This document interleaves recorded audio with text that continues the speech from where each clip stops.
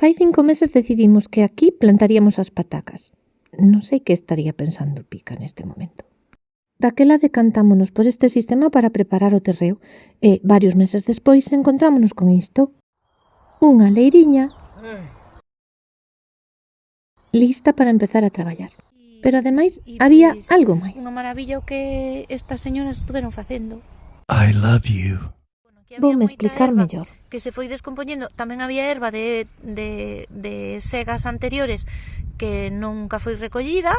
Por efecto do plástico empezou a podrecer. Como ademais esta terra se encharca moitísimo, pois é moi probable que as lombrices subiran e estuveran traballando entre o plástico e a capa de erva que había.